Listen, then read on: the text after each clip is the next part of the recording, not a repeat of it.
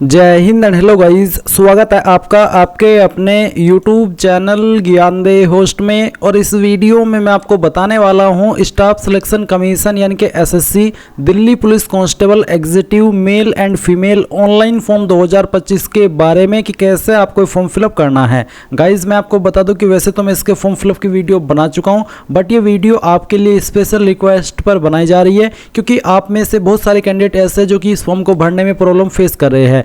तो वो कमेंट करते हैं और कमेंट के माध्यम से एक एक कमेंट का आंसर करना पॉसिबल नहीं हो पाता। और अगर मैं आपको आंसर करता भी हूं तो भी आप में कोई ना कोई डाउट आ ही जाता है और आपको इस तरह से जानकारी समझ में नहीं आती जैसे कि आप वीडियो के माध्यम से समझ पाते हैं। इसलिए वीडियो बनाई जा रही है ताकि सभी पॉइंट अच्छे से क्लियर कर सकूँ और आप इस वीडियो को देख करके अपने फॉर्म को बिना किसी मिस्टेक के भर सके। तो गाइज वीडियो को आपको पूरा देखना है और अगर फिर भी कोई सवाल डाउट रह जाए तो आप कमेंट के माध्यम से पूछ लेना। अब चलिए शुरू करते हैं।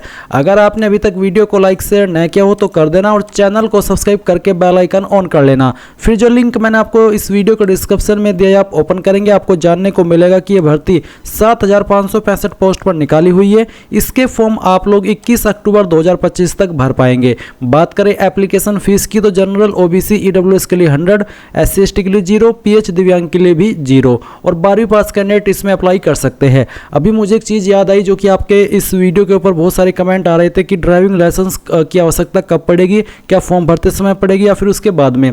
तो मैं आपको बता दूं कि जो वैकेंसी ड्राइविंग लाइसेंस वाली है ये वो वाली नहीं है, वो है कांस्टेबल ड्राइवर की। इसमें आपको ड्राइविंग लाइसेंस नहीं मांगा है, इसमें आपसे सिंपल 12वीं पास की योग्यता मांगी है, चाहे आपके पास DL है या नहीं। इसमें आपको कोई भी प्रभाव नहीं पड़ेगा। अगर आपको बनवाना है ताकि जब आपकी ज्वाइनिंग हो तब आप उसमें DL को दिखा सके तो आप बनवा लेना, बट जब फॉर्म भर रहे हो तो उसमें उस वक्त आपको कोई भी DL देने की आवश्यकता नहीं है। तो ये चीज़ आपको क्लियर हो गई। अब आप यहाँ पर देख लीजिए कि कौन सी कैटेगरी में कितनी वैकेंसी मेल के लिए है और कितनी फीमेल के लिए है। फिर आप यहाँ पर आपकी एज लिमिट चेक कर लेंगे। सैलरी की अगर बात करें तो 25,500 रुपये से लेकर के 81,100 रुपये आपको पर मंथ दी जाएगी। सिलेक्शन आपका कैसा रहेगा, उसका पैटर्न क्या है। फिजिकल मेजरमेंट टेस्ट में हाइट कितनी होनी चाहिए और चेस्ट कितनी होनी चाहिए वो आपको बताया है। फिर फिजिकल इफिशिएंसी टेस्ट यानी कि PET में आपको कितनी दौड़ लगानी होगी, कितने एज लिमिट तक, वो आपको यहाँ पर अच्छे से जानकारी दी गई है। ये सब जानकारी के साथ में मैं आपको बता दूँ कि इस फॉर्म में जब आप फोटो अपलोड करते हैं या फेस ऑथेंटिकेशन करते हैं या फिर आपका सिग्नेचर अपलोड करते हैं तो बहुत सारी प्रॉब्लम आती है। तो इसके लिए मैंने ये स्पेशल वीडियो बनाई हुई है जो कि मोबाइल से ही बनाई है। अगर आप इस वीडियो को वॉच करके अपना फोटो सिग्नेचर अपलोड करेंगे, आपका फेस ऑथेंटिकेशन करेंगे तो कोई भी इशू नहीं आएगा। इसमें मैंने बहुत अच्छे से बताया कि कैसे आपको रिसाइज करना है अगर साइज कम या फिर ज़्यादा हो जाता है। तो एक बार आप इस वीडियो को जरूर वॉच कर लेना अगर आपको इनमें से कोई भी इशू आता है।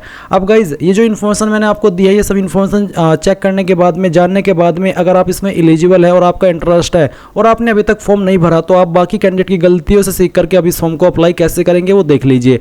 आप इंपॉर्टेंट लिंक के सेक्शन में आएंगे और अप्लाई ऑनलाइन लिंक ओपन करेंगे। अब आपके सामने यहाँ पर एसएससी की ऑफिशियल वेबसाइट आ जाएगी। यहाँ पर आ जाने के बाद में गाइज मैं आपको बता दूं कि अगर आपने इस वेबसाइट का इस्तेमाल करके इस नई वाली का कोई भी फॉर्म भरा है तो आपका अकाउंट बना हुआ है। आप डायरेक्टली लॉगिन और रजिस्टर इसके ऊपर क्लिक करेंगे और जो आपका रजिस्टर नंबर है वो यहाँ पर डालेंगे और अपना पासवर्ड डालेंगे जो आपने उस वक्त बनाया था और कैप्चा कोड डाल करके लॉगिन कर लेंगे। बट गाइज आप पहले से इस वेबसाइट के ऊपर रजिस्टर्ड तो है और अपना पासवर्ड भूल चुके हैं तो आप कैसे आप आगे बढ़ेंगे अपनी इन्फॉर्मेशन का इस्तेमाल करते हुए, यानी कि कैसे आप अपना रजिस्टर नंबर निकालेंगे और कैसे आप अपना न्यू पासवर्ड बनाएंगे। तो इसके लिए आपको क्या करना है, आप यहाँ पर फॉरगॉट पासवर्ड के ऊपर क्लिक करेंगे। फिर आप get verification code on email और मोबाइल नंबर ये सिलेक्ट करके कंफर्म के ऊपर क्लिक कर देंगे। फिर गाइज आपको यहाँ पर आपकी डेट ऑफ बर्थ सेलेक्ट करनी है, वही डेट ऑफ बर्थ जो आपने रजिस्ट्रेशन करते समय भरी थी। फिर 10th का एजुकेशन बोर्ड आपने क्या सिलेक्ट किया था जब आपने रजिस्ट्रेशन किया था वो आप यहाँ पर सिलेक्ट कर लेंगे। इसके बाद में आप आपकी रजिस्टर्ड ईमेल आईडी या फिर नंबर कोई एक चीज़ यहाँ पर डाल देंगे।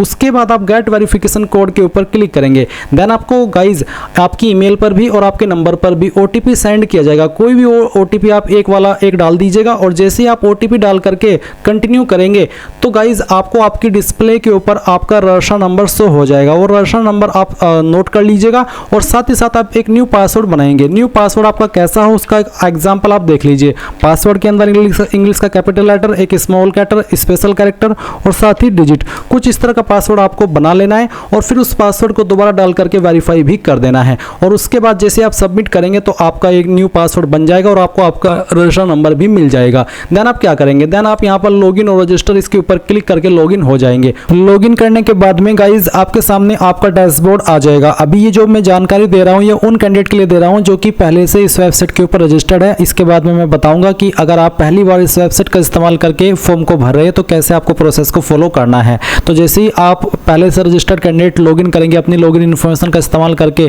तो आपको आधार वेरिफिकेशन करने के लिए क्या करना होगा, क्योंकि जब तक आधार वेरिफिकेशन नहीं होगा तब तक आप फॉर्म अप्लाई नहीं कर पाएंगे। तो आपको यहाँ पर एडिट रजिस्ट्रेशन डिटेल्स इसके ऊपर क्लिक करना होगा। इसके ऊपर क्लिक करने के बाद आप यहाँ पर देख सकते हैं कि आधार OTP वेरिफिकेशन का ऑप्शन आपके सामने एक्टिव है। आप यहाँ पर ये जो पैराग्राफ है इसको अगर हिंदी में देखना चाहे तो हिंदी के अंदर टिक करके पढ़ सकते हैं, क्योंकि बेसिकली OTP वेरिफिकेशन है, सुनना चाहिए तो सुन भी सकते हैं। तो आप यहाँ पर टिक कर दीजिएगा और उसके बाद में आपको सेंड OTP के ऊपर क्लिक करना है। देन जो आपने आधार नंबर के साथ में आपका फ़ोन नंबर लिंक किया हुआ है उसके ऊपर एक OTP जाएगा, वो आप यहाँ पर डालिएगा और वेरीफाई OTP के ऊपर क्लिक करके वेरीफाई OTP कर दीजिएगा। अब आप यहाँ पर देखेंगे Aadhaar verified successfully, click okay to save personal details, तो आप यहाँ पर ओके कर दीजिएगा और उसके बाद में यहाँ पर आपके सामने इस तरह से जानकारी सेव हो जाएगी। अब आप ओके कर दीजिए। अब आप फिर से डैशबोर्ड के ऊपर आ जाएंगे और अब आप यहाँ पर जिस भी एप्लीकेशन पर अप्लाई करना चाहे कर सकते हैं। अभी हम यहाँ पर बात करेंगे उन कैंडिडेट की जो कि पहली बार इस वेबसाइट का इस्तेमाल करके कोई फॉर्म भर रहे हैं। तो आप यहाँ पर आएंगे जहाँ से आपको लॉगिन करना है और आप यहाँ पर क्योंकि फ्रेशर है तो आपको न्यू यूजर के सामने जो रजिस्टर नाउ है इसके ऊपर क्लिक करना है। रजिस्टर नाउ के ऊपर क्लिक करने के बाद इस तरह से आपके सामने इंस्ट्रक्शंस आएंगे। अब आप यहाँ पर कंटिन्यू कर दीजिए। कंटिन्यू करने के बाद अब आप यहाँ पर देख सकते हैं कि आपके सामने आधार OTP का जो एक सेक्शन है यहाँ पर डाल दिया है। अगर आप पहले से रजिस्टर्ड कैंडिडेट है तो गाइज जब आप लॉगिन करेंगे उस वक्त आपको ये OTP वेरिफिकेशन करना होगा, बट आप तो फ्रेशर है, पहली बार इस वेबसाइट का इस्तेमाल करके फॉर्म भर रहे हैं, तो इसलिए आपको ये चीज़ अब पहले ही करनी है जो कि 2 जून से स्टार्ट हो रही है। तो यहाँ पर पूछेगी कि आपके पास आधार कार्ड है, अगर है तो आप यस करके अपना आधार नंबर डालेंगे, उस नंबर को दोबारा डाल करके वेरीफाई करेंगे, यहाँ पर टिक करेंगे। अगर आपको जो इन्फॉर्मेशन यहाँ पर इंग्लिश के अंदर ये पैराग्राफ दिया गया है इसको हिंदी के अंदर पढ़ना है या फिर सुनना है तो आप स्विच टू हिंदी के ऊपर क्लिक करके इस ऑडियो वाले निशान के ऊपर क्लिक करके इसको सुन भी सकते हैं। एंड उसके बाद गाइज आपको सेंड OTP के ऊपर क्लिक करना है। अगर गाइज आपके पास आधार नहीं है तो आप यहाँ पर इस पहले वाले ऑप्शन में नो करके इनमें से कोई एक ID दे सकते हैं। जैसे कि आप यहाँ पर देख सकते हैं Aadhaar card, voter ID card, PAN card, driving licence, government ID card, तो इनमें से कोई भी एक ID आप दे दीजिएगा। फिर जैसे कि यहाँ पर please upload date of birth proof, जिसमें कि आप birth certificate, school leaving certificate, certificate of date of birth, इनमें से आपको एक सर्टिफिकेट देना होगा DOB प्रूफ के लिए। फिर एड्रेस प्रूफ के लिए आप इनमें से कोई एक ID दे सकते हैं। उसके बाद आप यहाँ पर आपका फोटो अपलोड करेंगे। उसके बाद आप देखेंगे अपलोड जेंडर प्रूफ, आपको जेंडर प्रूफ भी देना होगा जिसमें कि आप Aadhaar card, voter ID card, birth certificate, school leaving certificate, इनमें से कोई भी एक चीज़ दे सकते हैं। तो ये सभी चीज़ें आपको देनी होगी अगर आप आधार के अलावा किसी और अन्य ID का इस्तेमाल करके इसमें रजिस्टर हो रहे हैं। पर अगर आपके पास आधार है तो सिंपली इसमें यस करके अपना आधार नंबर डाल करके दोबारा डाल करके यहाँ पर टिक करके सेंड OTP के ऊपर क्लिक कीजिएगा। इसके बाद जो OTP आपके नंबर के ऊपर गया है वो नंबर जो कि आपने आधार के साथ में लिंक करके रखा है वो आप यहाँ पर डालिएगा और वेरीफाई OTP इसके ऊपर क्लिक कीजिएगा। जैसे आप इसके ऊपर क्लिक करेंगे तो देखेंगे सक्सेस यानी कि OTP वेरिफिकेशन हो चुका है। अब आपको यहाँ पर जो आपका नाम है वो 10th के सर्टिफिकेट के अकॉर्डिंग भरना है। पूरा नाम आप यहाँ पर डाल दीजिएगा। इस नाम को दोबारा डाल करके आपको वेरीफाई कर देना है। फिर आपसे पूछे 3 पॉइंट में कि क्या आपने कभी आपका नाम बदला है, अगर हाँ तो यस, नहीं तो आप नो करेंगे। फिर आपका जेंडर सेलेक्ट कर लेंगे, उसको दोबारा सेलेक्ट करके वेरीफाई करेंगे।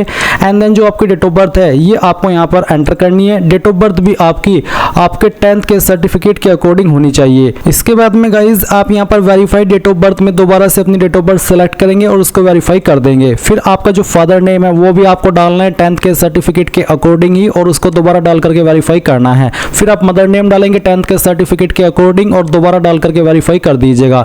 8 पॉइंट है matriculation 10th class education board, आपने आपकी 10वीं किस बोर्ड से की है। यहाँ पर आपको काफ़ी सारे बोर्ड देखने को मिल रहे हैं, तो इनमें से जो भी आपका बोर्ड है वही बोर्ड आपको यहाँ पर सिलेक्ट कर लेना है। ये बोर्ड सिलेक्ट करने के बाद में आप यहाँ पर देखेंगे 9 पॉइंट रोल नंबर का, तो जो आपका रोल नंबर है वो भी आपको 10th के सर्टिफिकेट के अकॉर्डिंग यहाँ पर भरना है।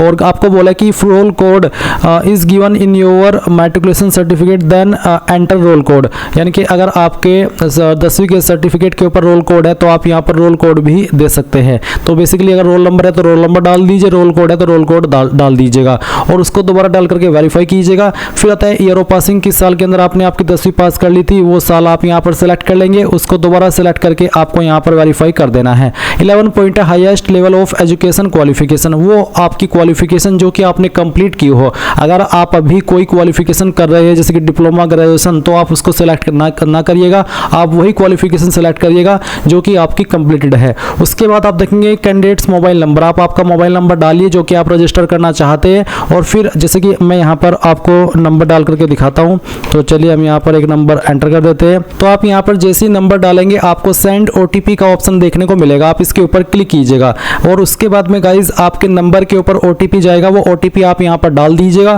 फिर आप आपकी ईमेल आईडी डालेंगे और जैसे ही आप ईमेल आईडी फिल करेंगे तो सेंड OTP का ऑप्शन मिलेगा, आप जैसे उसके ऊपर क्लिक करेंगे तो आपकी ईमेल के ऊपर भी OTP चला जाएगा। फिर आप वो OTP भी यहाँ पर डाल देंगे। उसके बाद जो भी जानकारी आपने यहाँ पर भरी है उन सभी को चेक करेंगे और सेव एंड नेक्स्ट के ऊपर क्लिक कर देंगे। एंड देन गाइज आप यहाँ पर देखेंगे success personal detail submitted successfully. अब आपको यहाँ से ओके करना है और ओके करने के बाद में आपको आपका रजिस्टर नंबर मिल चुका है। ये नंबर आपको नोट कर लेना है क्योंकि ये आपको फ्यूचर में बहुत काम आएगा SSC का कोई भी फॉर्म भरने के लिए। तो अब आपको यहाँ पर क्या करना है, आपको कंटिन्यू के ऊपर क्लिक करना है। अब गाइज यहाँ पर आपके सामने कुछ ऐसा इंटरफेस आएगा, तो आपको यहाँ पर आपका रजिस्टर नंबर डालना है जो कि अभी आपको मिला है और फिर आपको यहाँ पर आपका पासवर्ड ईमेल के माध्यम से सेंड कर दिया है, वो पासवर्ड आप यहाँ पर डालेंगे।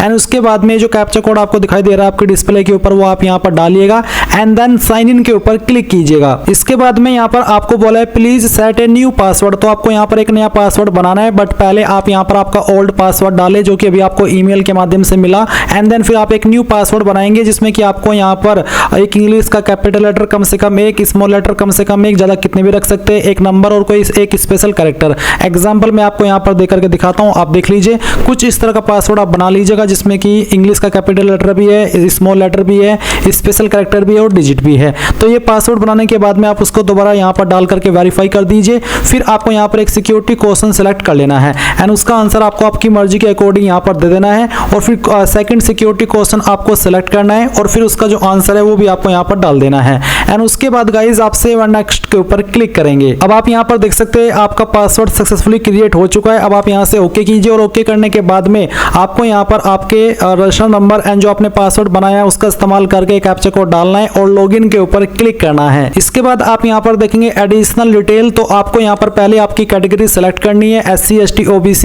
या फिर जनरल, तो जो भी है वो आप यहाँ पर सेलेक्ट कर लीजिए। फिर आपकी कैटेगरी दोबारा सेलेक्ट करके वेरीफाई कर ले एंड देन आप यहाँ पर नेशनलिटी के अंदर सिटीजन ऑफ इंडिया सेलेक्ट कर लेंगे। विजिबल आइडेंटिफिकेशन मार्क्स, आपकी बॉडी के ऊपर वो निशान जिससे आपकी बॉडी की पहचान होती है, तो उस मार्क के बारे में आप यहाँ पर लिख देंगे। अगर नहीं है कोई मार्क तो आप नो मार्क लिख दीजिएगा। अगर आप विकलांग है तो आप इस वाले 5 पॉइंट में यस करेंगे, नहीं तो आपको नो करना है। फिर 6 पॉइंट में आपका जो परमानेंट एड्रेस है वो आपको यहाँ पर इस बॉक्स में लिखना है और जो आपकी स्टेट है वो यहाँ से सेलेक्ट कर लेनी है, फिर डिस्ट्रिक्ट सेलेक्ट कर लेनी है और उसके बाद में जो आपका पिन कोड है वो भी आपको यहाँ पर डाल देना है। एंड देन अगर आपका प्रेजेंट और परमानेंट एड्रेस एक है, अलग अलग नहीं है, तो आप यहाँ पर यस कर देंगे और इसके बाद में आपको सेव एंड नेक्स्ट के ऊपर क्लिक करना है। अब ये जानकारी भी आपकी सेव हो जाएगी। अब आपको यहाँ पर ओके करना है और ओके करने के बाद में आपके सामने डिक्लेरेशन है, तो आप यहाँ पर टिक कीजिए और इसके बाद में अगर आपने जो भी जानकारी भरी उनको चेक करना चाहते हैं तो आप यहाँ पर प्रीव्यू OTR इसके ऊपर क्लिक करके सभी जानकारी को चेक कर लें और जब आपको लगे कि सभी जानकारी सही है तो वो भी आप यहाँ से डिक्लेयर के ऊपर क्लिक करके इस OTR को सबमिट कर देंगे। नहीं तो आप यहाँ से प्रिंट लेना चाहे तो आप वो भी ले सकते हैं। एंड देन फिर आप डिक्लेयर के ऊपर क्लिक कर दीजिए। इसके ऊपर क्लिक करने के बाद देखेंगे डिक्लेरेशन सबमिटेड सक्सेसफुली। अब आप यहाँ से ओके कर दीजिए। अब गाइज यहाँ पर जैसे आपका जो रजिस्ट्रेशन है वो कंप्लीट हो जाएगा या फिर अगर आप पहले से रजिस्टर्ड कैंडिडेट है और आप लॉगिन करेंगे तो आपको यहाँ पर लाइव एग्जामिनेशन का सेक्शन देखने को मिलेगा। आप इसके नीचे जो अप्लाई का ऑप्शन आ रहा है इसके ऊपर क्लिक करेंगे। देन आपके सामने इंस्ट्रक्शंस आएंगे, इन सभी को चेक करते हुए आप फिल फॉर्म इसके ऊपर क्लिक करेंगे। फिर आपके सामने वो सब इन्फॉर्मेशन आएगी जो कि अभी आपने OTR करते समय भरी थी और अगर आप पहले से रजिस्टर्ड है और आप इस जानकारी को एडिट या मॉडिफाई करना चाहते हैं तो आप यहाँ पर इस आइकन के ऊपर क्लिक करेंगे, या फिर आप यहाँ पर डैशबोर्ड में जाकर के मॉडिफाइड डिटेल्स के ऊपर क्लिक करके इसको डिटेल्स को एडिट कर सकते हैं। ये आपके पास पहले ही मौका होगा, अगर आप एक बार यहाँ से इसको सबमिट कर दिए बाद में आप एडिट नहीं कर पाएंगे। इसलिए सभी इन्फॉर्मेशन को अच्छे से चेक करते हुए आप नीचे की तरफ आएंगे और नेक्स्ट के ऊपर क्लिक करके यहाँ से ओके कर देंगे। फिर यहाँ पर आपको आपकी न्यू इन्फॉर्मेशन देनी है, जैसे कि 19 पॉइंट है हाईएस्ट एजुकेशनल क्वालिफिकेशन, यानी कि वो क्वालिफिकेशन जो कि आपकी हाईएस्ट हो। अब अगर आप इसमें देखेंगे अप्लाई करने वाली क्वालिफिकेशन तो 12वीं है, बट हाईएस्ट क्वालिफिकेशन आपकी कुछ भी हो सकती है, चाहे वो डिप्लोमा हो, चाहे डिग्री हो, या फिर पोस्ट ग्रेजुएट हो। तो आपको वही वाली क्वालिफिकेशन सेलेक्ट करनी है जो कि आपने कंप्लीट कर ली हो। जो आप अभी कर रहे हो वो आप सिलेक्ट मत कीजिएगा।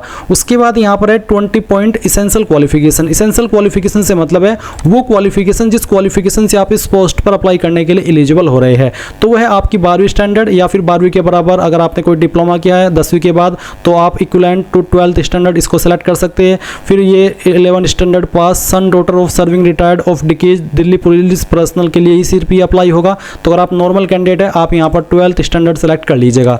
फिर यहाँ पर 20.1 है इसेंशियल क्वालिफिकेशन स्टेटस, आपने इसको पास कर लिया या फिर आप कर रहे हैं। अगर कर रहे हैं तो एपरिंग, उस एपरिंग के बाद आपका सिर्फ पासिंग ईयर में 2025 आएगा, बट अगर आप इसको पहले ही पास कर चुके हैं तो आप यहाँ पर पास सेलेक्ट करके जिस साल के अंदर आपने पास किया है वो साल आप यहाँ पर सेलेक्ट कर लीजिएगा। उसके बाद आप देखेंगे यहाँ पर स्टेट यूटीओ बोर्ड, कौन सी स्टेट के द्वारा पास किया वो स्टेट आपको सेलेक्ट कर लेनी है। एंड देन नीचे आप यहाँ पर 20.4 में देखेंगे नेम ऑफ बोर्ड, यानी कि किस बोर्ड के द्वारा आपने आपकी क्वालिफिकेशन को पास किया है। तो आप यहाँ पर इस तरह से देखेंगे, आपको काफ़ी सारी चीज़ें देखने को मिल जाएगी। बट गाइज अगर आपको यहाँ पर आपका बोर्ड दिखाई न दे तो आप यहाँ पर इसमें अदर का ऑप्शन ढूंढेंगे। मैं यहाँ पर अदर टाइप करके देखता हूँ इसमें कि अदर का ऑप्शन है या फिर नहीं है। तो अदर का ऑप्शन है, अगर आपकी यूनिवर्सिटी आपकी बोर्ड का नाम यहाँ पर ना है तो आप अदर सेलेक्ट कर लीजिएगा। जैसे कि अगर मैं अदर सेलेक्ट करता हूँ तो फिर आप खुद से अपने बोर्ड का नाम यहाँ पर दे सकते हैं। बट पहले ध्यान दीजिए, इसमें अगर आपका बोर्ड दिया गया है तो आपको यहीं से आपका जो भी बोर्ड है 12वीं का वो सिलेक्ट कर लेना है। इसके बाद गाइज आप यहाँ पर देखेंगे 20.5 रोल नंबर, तो जो भी आपका 12वीं का रोल नंबर है वो आप यहाँ पर एंटर कर देना। फिर आप यहाँ पर आपकी जो 12वीं की परसेंटेज है वो एंटर कर देंगे, और अगर आपके नंबर CGPA के अंदर है तो आप परसेंटेज को खाली छोड़ करके CGPA वाला सेक्शन भर देंगे, यानी कि कोई एक चीज़ ही आपको यहाँ पर भरनी है। उसके बाद आप यहाँ पर सेव एंड नेक्स्ट के ऊपर क्लिक करेंगे।